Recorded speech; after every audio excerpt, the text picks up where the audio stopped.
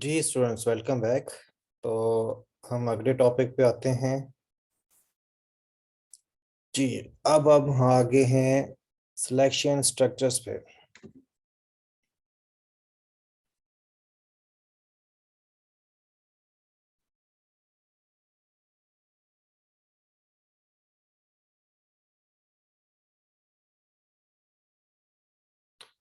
अच्छा स्टूडेंट, अभी हमारा ये 5वां वीक जा रहा है।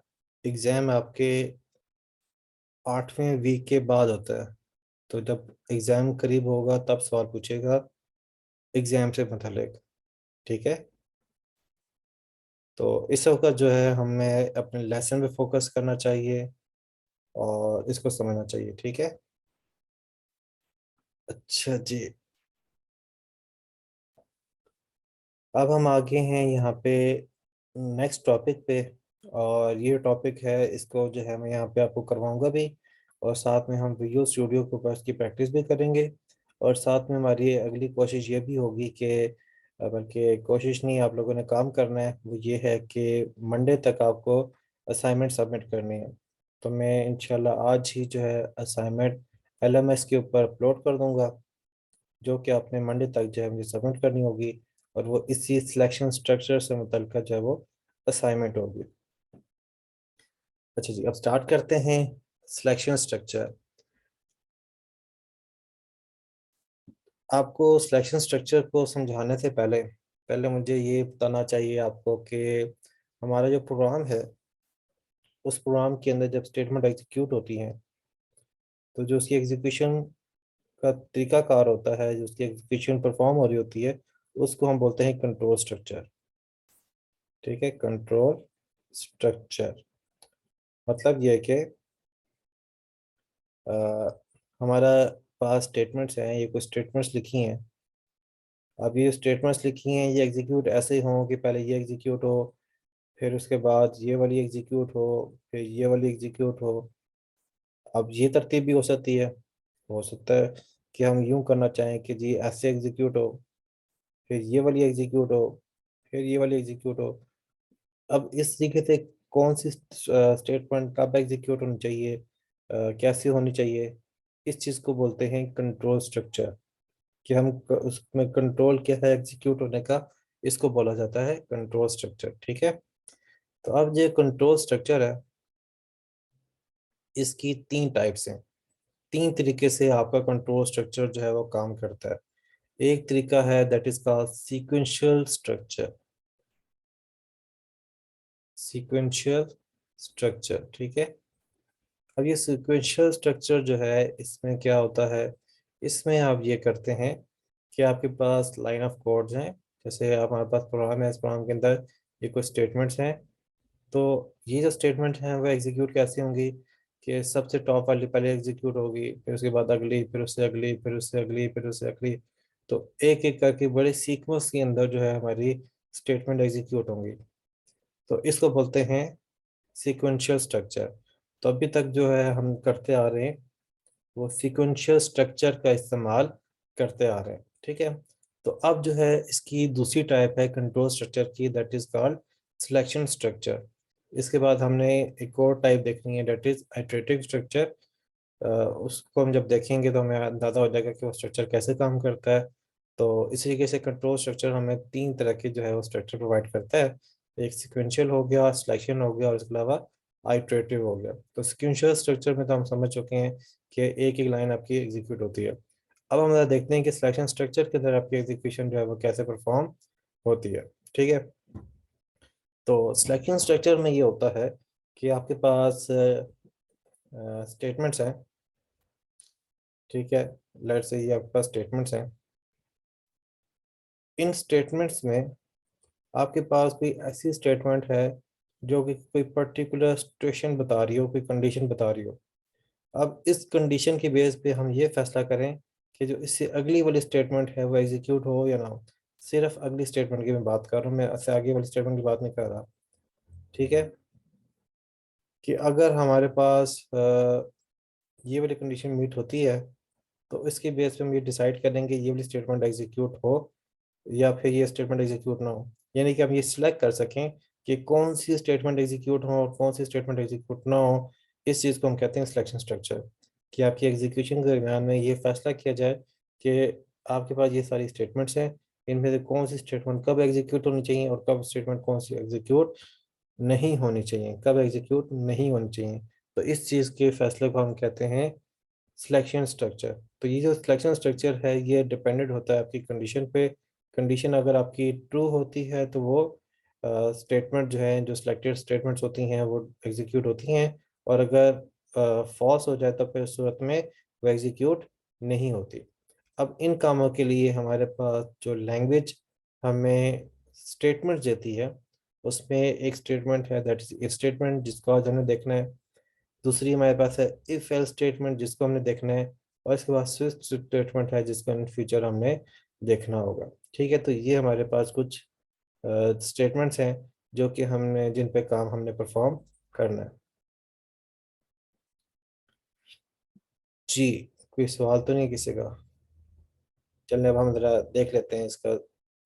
अब हम आते हैं इसी सिलेक्शन स्ट्रक्चर में से सबसे पहले इफ स्टेटमेंट पे, कि इफ स्टेटमेंट में क्या होगा। तो इफ स्टेटमेंट में क्या होगा, तो इसमें होगा ये कि आपके पास एक कंडीशन होगी, और उस कंडीशन की बेस पे आप ये फैसला करेंगे कि जो ब्लॉक ऑफ कोड है, ब्लॉक ऑफ कोड का मतलब ये कि group of code, group of statements, ठीक है। ब्लॉक ऑफ कोड जो है वो कंडीशन के ट्रू होने पे एग्जीक्यूट हो जाए, और उसके कंडीशन के फॉल्स होने में भी एग्जीक्यूट ना हो। ये इफ स्टेटमेंट ने ये काम करना है, ठीक है। तो अब ज़रा इसका सिंटैक्स देते हैं कि सी प्लस प्लस लैंग्वेज में इसका सिंटैक्स क्या है। तो इसके लिए आप लिखते हैं यहाँ पे इफ, इसके बाद स्मॉल ब्रैकेट, इसके बाद आप लिखेंगे यहाँ पे कंडीशन, उसके बाद स्मॉल ब्रैकेट क्लोज, उसके बाद ये जो आपके पास ब्रैकेट आ रही है दैट इज कर्ली ब्रैकेट, इसकी बॉडी यहाँ पे स्टार्ट हो रही है, और ये इसकी जो है कर्ली ब्रेसेस जो क्लोज और लेफ्ट हो रही है, ये बॉडी को क्लोज कर रहे हैं। इस इन कर्ली ब्रेसेस के दरमियान में आप जो चीज़ लिखेंगे, इन कर्ली ब्रेसेस के दरमियान में जो चीज़ आप लिखेंगे that is called block of if statement. इसको हम इफ स्टेटमेंट का ब्लॉक कहेंगे। अब ये हम इफ स्टेटमेंट का ब्लॉक इसलिए कह रहे हैं क्योंकि ये जो ब्लॉक है, ये जो सेट ऑफ हमारी स्टेटमेंट्स होंगी, ये एक्चुअल में डिपेंडेंट होंगी कि इस इफ के ट्रू होने पे ये एग्जीक्यूट हो। तो इसको हम इफ का ब्लॉक बोल रहे होंगे, ठीक है। तो अब हमारी कंडीशन ट्रू होगी तो ये ब्लॉक एग्जीक्यूट करेगा, और अगर ये हमारी कंडीशन फॉल्स होगी तो ये ब्लॉक एग्जीक्यूट नहीं करेगा। आप जरा लेफ्ट साइड पे देखें तो यहाँ पे हमारे पास एक डायग्राम है, और इस डायग्राम में अगर आप देखें तो यहाँ पे आपको इफ स्टेटमेंट का जो फ्लो है, फ्लो नज़र आ रहा है। तो इस डायग्राम को भी फ्लो डायग्राम बोलते हैं। तो इसमें लेट से आपका प्रोग्राम स्टार्ट होता है, तो यहाँ पे आके आपने, आपका ये फ्लो चल रहा है कि आपके पास स्टार्ट होने के बाद आप यहाँ पे चेक करें कंडीशन को। ये जो सिंबल आपके सामने डायमंड का सिंबल बना हुआ है, this is use for,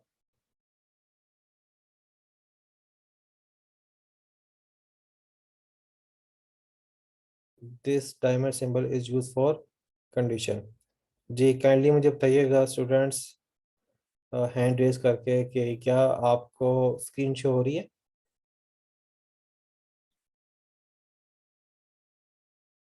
okay ठीक है, हैंड डाउन कर लें, थैंक यू। अच्छा, जिन स्टूडेंट ने मुझे कहा है कि स्क्रीन शो नहीं हो रही, तो आप ज़रा ना लीव करके दोबारा ज्वाइन कर लें, मे बी आपके नेटवर्क का इशू होगा। तो आप जब मेरे ख्याल दोबारा ज्वाइन करेंगे तो बेहतर हो जाएगा।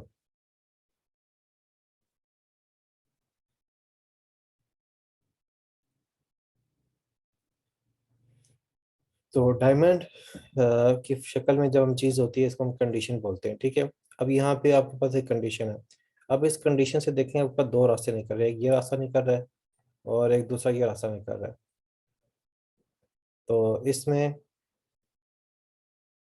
अब इसमें जो है आपके पास जो दो रास्ते हैं, इस चीज़ का नाम है कि ट्रू होने पे क्या होना चाहिए और फॉल्स होने पे क्या होना चाहिए। अब ज़रा देखें ट्रू होने पे जो है वो इस स्टेटमेंट के अंदर क्या परफॉर्म होता है। तो ट्रू होने पे इस स्टेटमेंट में ये होता है कि आपके पास एक ब्लॉक है, इसकी बॉडी है, वो आपकी एग्जीक्यूट हो जाती है, ठीक है। ये जब ऊपर रेक्टेंगल में लिखा होता है, ये रेक्टेंगल जो है वो प्रोसेस कहलाता है। तो इफ की जो बॉडी के अंदर जो प्रोसेसेस हैं, जो भी आपकी एक्शन है, वो इस सूरत में परफॉर्म हो जाएंगे, ठीक है। और अगर ये आपकी कंडीशन फॉल्स होती है, तो फॉल्स होने में देखें तो ये वाली जो बॉडी है उसको स्किप किया जा रहा है, और उससे आगे जाके जो है स्टेटमेंट को, रिमेनिंग स्टेटमेंट को एग्जीक्यूट किया जा रहा है। तो ये आपके पास रिमेनिंग जो स्टेटमेंट्स हैं, ये उसका प्रोसेस जो है आपको शो हो रहा है यहाँ पे। ये अगर आपकी इफ चलती है तो आपके पास, या इफ की कंडीशन ट्रू होती है तो उसकी बॉडी जो है, उसकी स्टेटमेंट भी एग्जीक्यूट होंगे और रिमेनिंग स्टेटमेंट भी एग्जीक्यूट होंगे। और अगर ये इफ कंडीशन जो है वो नहीं चलती, तो उस सूरत में इफ की बॉडी की जो चीज़ें हैं वो तो स्किप हो जाएंगी, ऐसे करके फ्लो आपका इस साइड से आ जाएगा, और उसके बाद रिमेनिंग स्टेटमेंट जो है वो एग्जीक्यूट हो जाएंगी, और यहाँ तक कि आपका प्रोग्राम जो है वो एग्जिट हो जाएगा, क्लोज हो जाएगा। अच्छा, ये है फ्लो डायग्राम, ठीक है। इसमें ये जो सिंबल है, oval symbol, it is use for starting और एंडिंग ऑफ द प्रोग्राम, ठीक है। इसके अलावा ये आपके पास डायमंड सिंबल है, it is use to represent conditions. ये आपके पास रेक्टेंगल सिंबल है, this is use for determining the processes, जो भी आपने एक्शन वगैरह करने हैं वो उसके लिए। इसके अलावा एक और सिंबल यहाँ पे यूज होता है कुछ इस तरीके का, इसको पैरेललोग्राम कहते हैं, ठीक है। अब ये जो पैरेललोग्राम होता है, ये इस्तेमाल होता है इनपुट आउटपुट के लिए। अगर आपने इनपुट आउटपुट करनी हो, तो उसमें आप जो है अपने फ्लो डायग्राम में कहीं इनपुट लेनी है यूज़र से, तो वो आप फ्लो डायग्राम में इस तरीके से एक पैरेललोग्राम बनाते हैं। कहीं स्क्रीन पे आउटपुट करनी है तो फिर आप इसको पैरेललोग्राम बना के उसको रिप्रेजेंट करते हैं। ओके, ये तो आपके पास हो गया बिल्कुल बेसिक सा सिंटैक्स। अब जरा हम आते हैं और प्रोग्राम देखते हैं कि इसका प्रोग्राम कैसे लिखा जाएगा। तो यहाँ पे देखिए, टॉप पे हमने लिखा जी हैश इंक्लूड आईओ स्ट्रीम। इसके बाद नेक्स्ट लिख लिया हमने यूजिंग नेम स्पेस एसटीडी। और इसके बाद ये हमारा main method, int main small bracket open close. इसके बाद इस मेन मेथड की, मेन फंक्शन की कर्ली ब्रेसेस जो हैं वो यहाँ पे स्टार्ट हो रही हैं, और यहाँ पे आगे क्लोज हो रही हैं, ठीक है। अब इसके बाद देखें यहाँ पे, तो हम पहली स्टेटमेंट इसका इस्तेमाल कर रहे हैं। जी, ये स्टेटमेंट क्या कहलाती है?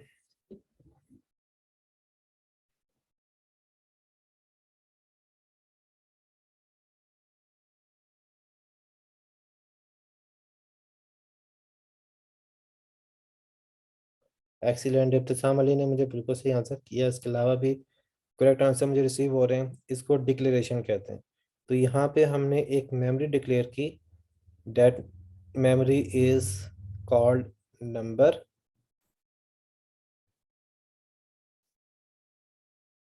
राइट। और इसकी टाइप जो है वो इंटीजर है। इसके बाद नेक्स्ट स्टेटमेंट है, this statement is use to display the string value on the screen. तो हमारी आउटपुट के ऊपर देखें, अगर हम पहले आउटपुट को फॉलो करें तो हमारे पास आउटपुट लिखा रहा है एंटर एन इंटीजर। उसके बाद नेक्स्ट स्टेटमेंट देखें, तो इस स्टेटमेंट में यहाँ पे देखें तो हम यहाँ पे एक वैल्यू जो है वो रिसीव कर रहे हैं। जब हम यूज़र को कह रहे हैं एंटर एन इंटीजर, तो हम एक्सपेक्ट करेंगे कि अब यूज़र जो है वो कोई वैल्यू प्रोवाइड करेगा, और वो वैल्यू हमने रिसीव करनी है एक मेमोरी में, जो कि हमने नंबर नाम से रिसीव की। अब यहाँ पे नंबर नाम में जो हम रिसीव कर रहे हैं, तो उसके रिस्पेक्टिव अगर हम पहले आउटपुट वन को देखें, तो इसके मुताबिक हमें यहाँ पे वैल्यू रिसीव हो रही है 5। अब ये वैल्यू 5 आ रही है, वो असाइन हो जाएगी किसको? मेमोरी नंबर को। तो यहाँ पे वैल्यू आ जाएगी 5। इसके बाद जो है अ, ये यहाँ पे क्या हो रहा है जी? ये चीज़ क्या है? इस लाइन को क्या कहेंगे? जी वेरी गुड। मुझे सबसे पहले जो आंसर मिला है वो है मोहम्मद मोइन 1608। और इसके अलावा भी मुझे जो है काफ़ी करेक्ट आंसर जो है वो मिल रहे हैं। तो यहाँ पे देखें, तो ये वाली है, यहाँ पे एक कमेंट लिखा हुआ है मैंने।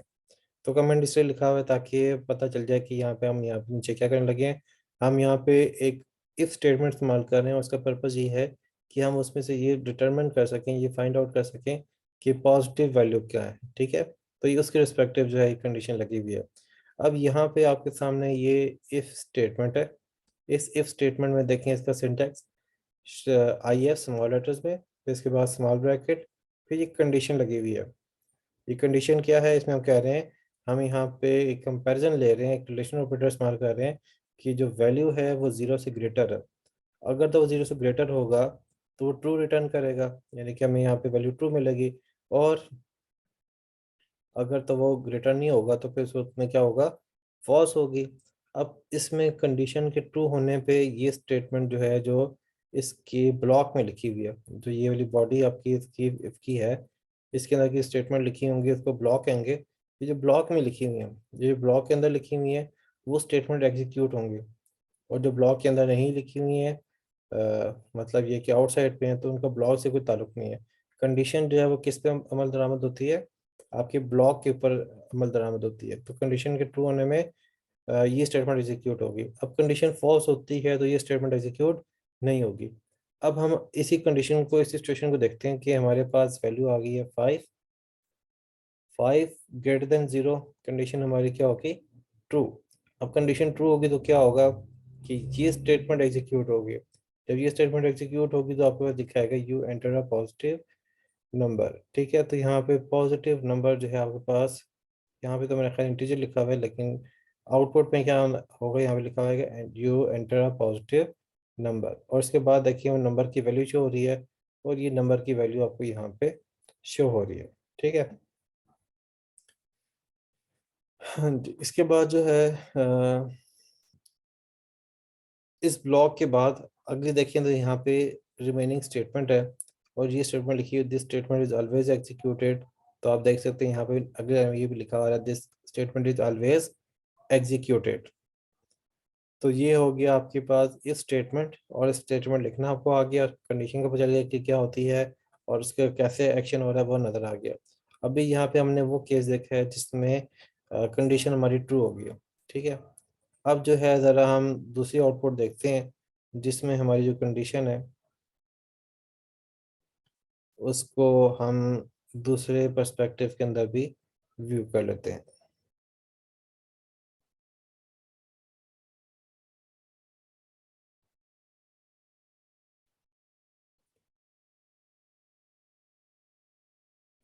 हाँ जी, अब ज़रा हम दूसरी आउटपुट के रिस्पेक्ट से देखते हैं। तो यहाँ पे हमने मेमोरी बना ली, तो ये मेमोरी आ चुकी है। तो फिर यहाँ पे लिखा हुआ है एंटर एन इंटीजर। तो यहाँ पे आपके पास एंटर अ नंबर लिखा हुआ है, यहाँ पे नंबर लिखा हुआ है, वहाँ पे इंटीजर। तो थोड़ी सी आउटपुट में यहाँ पे डिफरेंस है, लेकिन एक्शन वही हो रहा है तकरीबन, तो फॉलो अप करते रहें इसको। इसके बाद यहाँ पे आ रहा है नेक्स्ट सी इन, और यहाँ पे हम बता रहे हैं नंबर, मेमोरी दे रहे हैं इसको नंबर। तो नंबर में इस दफ़ा जो वैल्यू रिसीव हो रही है दैट इज़ -5। तो इसमें जो वैल्यू रिसीव होगी दैट विल बी -5। ठीक है। अब इसके बाद जो है यहाँ पे आके हम कंडीशन चेक करते हैं। तो कंडीशन देखिए तो यहाँ पे आ रही है -5 greater than 0, that is false.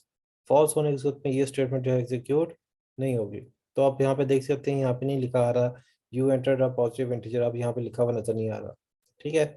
इसके बाद ये जो कंडीशन के ऊपर ना इम्पैक्ट कहाँ पे होता है, जो आपकी इफ की जो ब्लॉक है उस ब्लॉक के ऊपर इम्पैक्ट होता है। तो इसके बाद देखें ये नेक्स्ट जो है अगली लाइन जो है वो एग्जीक्यूट हो जाएगी। तो ये आपके पास लिखा हुआ आ रहा है this statement is always executed. जी, ये समझ में आ गया।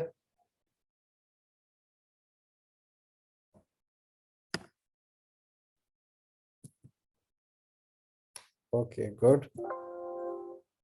चलिए मैं अब आपको लेके चलता हूँ विजुअल स्टूडियो पे, ताकि ज़रा हम इसको ज़रा प्रैक्टिस भी कर लें, और आपको चीज़ें भी जो हैं थोड़ी सी इसमें से क्लियर हो जाएं कि ये काम वाकई में कर रहा है।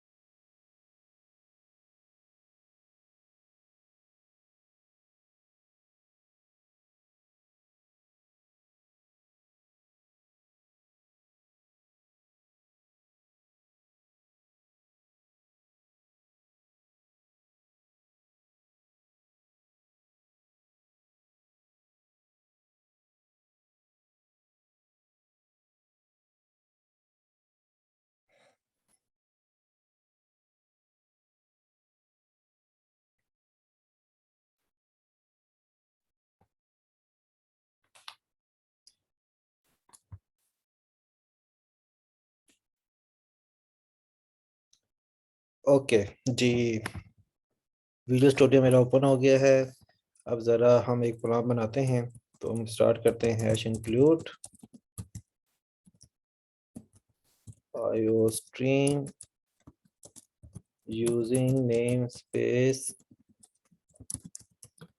std int main, और ये हमारे पास आ गया। इसके बाद हम कर लेते हैं सिस्टम पॉज रिटर्न 0, और यहाँ पे आके अब हम ज़रा प्रोग्राम लिखते हैं। अच्छा जी, अब मैं एक प्रोग्राम लिखने लगा हूँ। तो प्रोग्राम में आपके सामने ज़रा एक प्रॉब्लम लेता हूँ, और प्रॉब्लम के बेस पे जो है वो प्रोग्राम लिखता हूँ, ताकि ज़रा आपको प्रॉब्लम को भी सॉल्व करने के लिए हाथ से चीज़ें ज़रा समझ आना शुरू हो जाएं। तो लेट मी सी, मैंने कहीं प्रोग्राम लिखे थे। अ,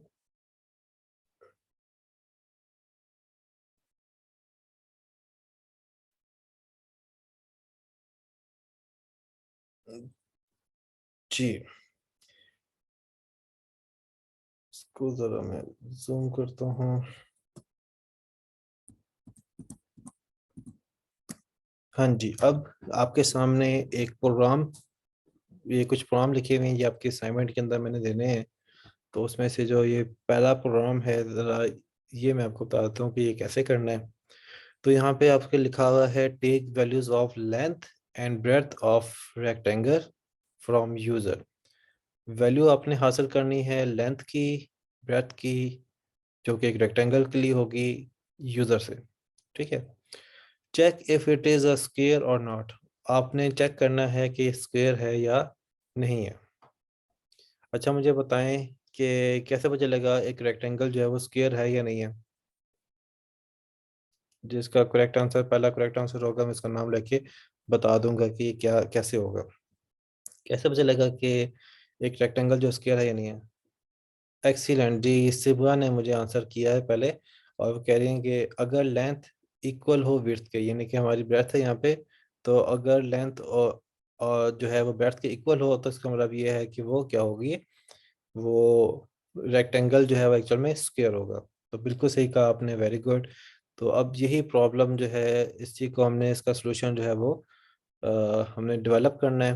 तो ज़रा आते हैं और विजुअल स्टूडियो में आके प्रॉब्लम बनाते हैं। तो अब मुझे यहाँ पे जो है रेक्टेंगल नहीं चाहिए। अच्छा, मुझे रेक्टेंगल की लेंथ चाहिए, रेक्टेंगल की ब्रेथ चाहिए। तो मैं दो मेमोरीज बनाता हूँ, लेट्स से लेंथ, और दूसरा मुझे चाहिए यहाँ पे ब्रेथ। ठीक है, ये दोनों चीज़ें मुझे यहाँ पे चाहिए। अब इसके बाद जो है हमने पैगाम देना है। तो हम ज़रा पैगाम देते हैं। तो कहते हैं कि जी enter length and breadth of rectangle. ये किया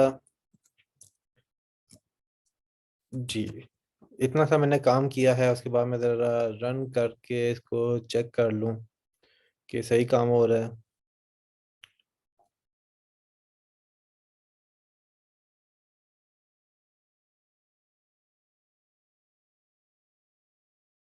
जी, मेरे पास प्रोग्राम रन हो रहा है, गुड। तो यहाँ तक कोई एरर नहीं है। चलें, अब इसके बाद हमने क्या करना है, हमने यूज़र से इनपुट लेनी है। तो अब मैं एक ही सी इन के साथ दोनों इनपुट्स लेने लगा हूँ। ठीक है।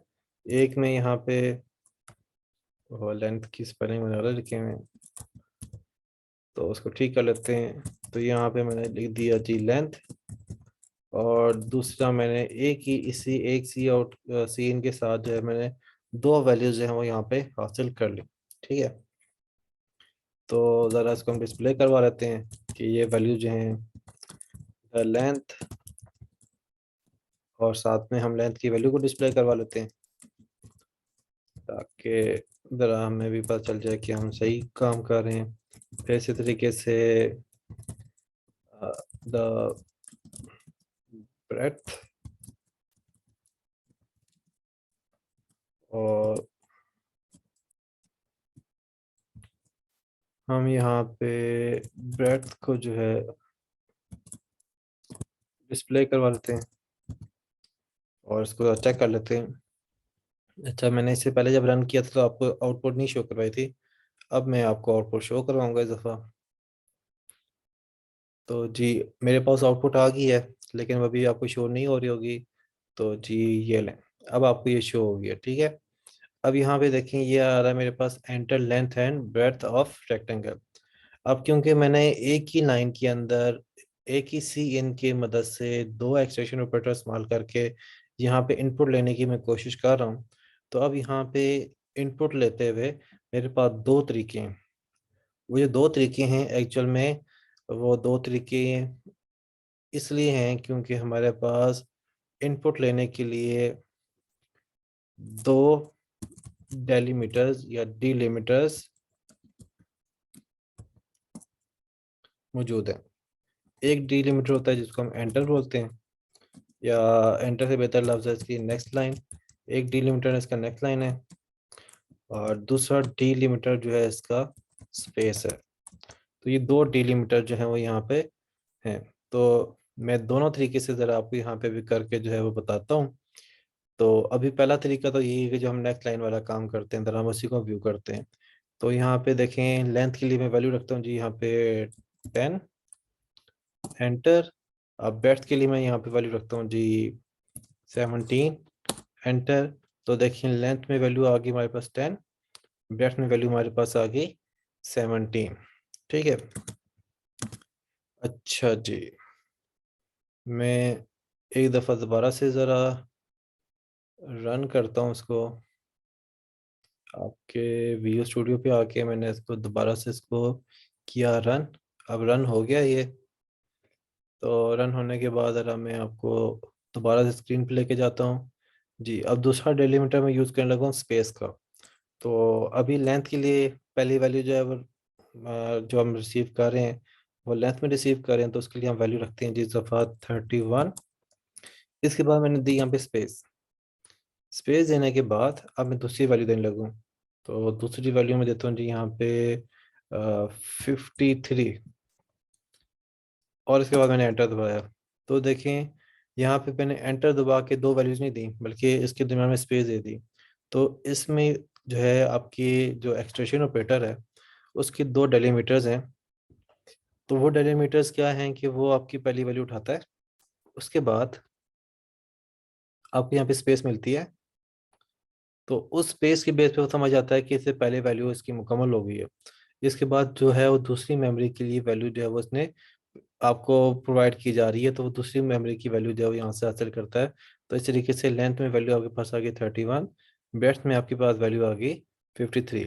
अब यहाँ पे दो दफ़ा एंटर दबाने की जरूरत नहीं थी, एक ही दफ़ा जो है एक लाइन के अंदर स्पेसेस दे के मैं मल्टीपल मेमोरीज की वैल्यू जो है उसको असाइन करके भी यहाँ पे काम परफॉर्म कर सकता हूँ, ठीक है। तो इसी तरीके से लेंथ में देखने में हमारे पास 31 आ गया, ब्रेड्थ में हमारे पास वैल्यू 53 आ गई है। ओके, अब जो है मुझे यहाँ पे नेक्स्ट जो चीज़ करनी है वो ये करनी है कि देखना है कि जो वैल्यूज़ मेरे पास लेंथ की ब्रेड्थ की आ रही हैं वो आपस में बराबर हैं या नहीं है। तो आपस में बराबर को चेक करने के लिए मुझे क्या करना चाहिए?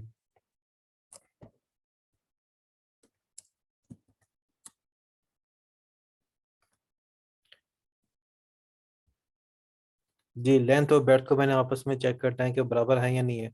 तो जी, कौन सा ऑपरेटर लगेगा इसमें? एक्सीलेंट जी, बिल्कुल सही कहा। इसमें डबल इक्वल टू जो है वो इस्तेमाल होगा, इक्वल टू का ऑपरेटर लगेगा। तो अब यहाँ पे करेंगे लेंथ इक्वल्स इक्वल्स ब्रेड्थ, ठीक है। अब ये वाला जो हमारे पास यहाँ पे ऑपरेशन परफॉर्म कर रहे हैं, इस ऑपरेशन से क्या होगा? इस ऑपरेशन से ये होगा कि अगर लेंथ और ब्रेड्थ की वैल्यू इक्वल होगी तो यहाँ पे इसका जो ये ऑपरेटर है ये ट्रू प्रोवाइड करेगा इस इफ कंडीशन को, और इसकी बेस पे अगर ये ट्रू प्रोवाइड करेगा तो इसके अंदर जो हम स्टेटमेंट लिखेंगे वो आउटपुट के ऊपर डिस्प्ले हो जाएगी, ठीक है। तो आउटपुट पर डिस्प्ले करने के लिए हम यहाँ पे सी आउट की स्टेटमेंट लिखते हैं और यहाँ पे कहते हैं this is a square square ठीक है। और इसी तरीके से यहाँ पे एंड लाइन लगा के, अच्छा, अब यहाँ पे इसमें क्या होगा, शर्त ये होगी कि लेंथ और ब्रेड्थ की अगर वैल्यू बराबर होगी तो ये क्या बताएगा, ये आपके पास एक स्क्वायर है। अब मैं इसको सेव कर लेता हूँ, सेव करने के बाद मैं इसको ज़रा रन कर लेता हूँ। ओके, इसमें कोई एरर है?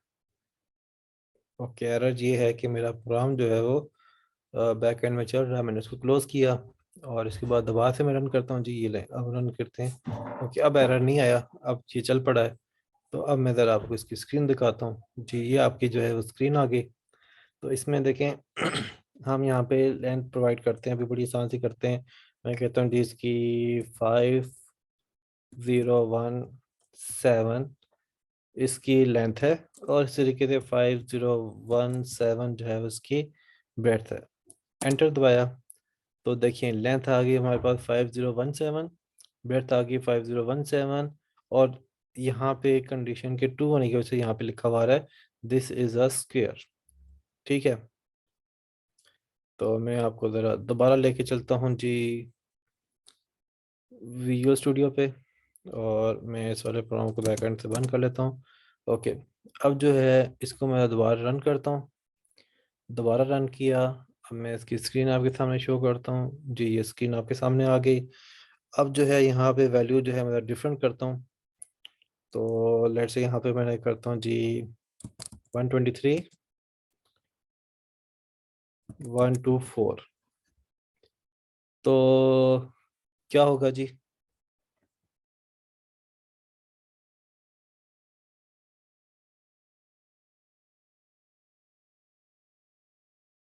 जी कंडीशन जो है फॉल्स होगी, और इसकी बेस पे जो है फॉल्स होने की सूरत में बॉडी रन नहीं होगी और आउटपुट पे नहीं लिखा हुआ आएगा the this is a square, जो है स्टेटमेंट जो है लिखी हुई नहीं आएगी। Very good. तो हम इसको रन करते हैं। तो अब देखें यहाँ पे लंच शो हो रही है, ब्रेड शो हो रही है, लेकिन अब वो लाइन लिखी हुई नज़र नहीं आ रही। तो देखिए इफ स्टेटमेंट इस तरीके से काम परफॉर्म करती है। जी होपफुली आपको ये समझ में आ गया होगा।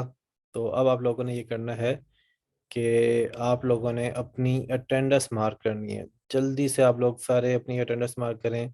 अपना नाम और अपना सीरियल नंबर जो है एक ही मैसेज के अंदर रखते हुए आप सेंड कर दें। उसके बाद सेशन जैसे क्लोज होगा, हम फौरी तौर पर अगला सेशन स्टार्ट कर लेंगे, और इसके बाद हमने अगली सिलेक्शन स्टेटमेंट को देखना है।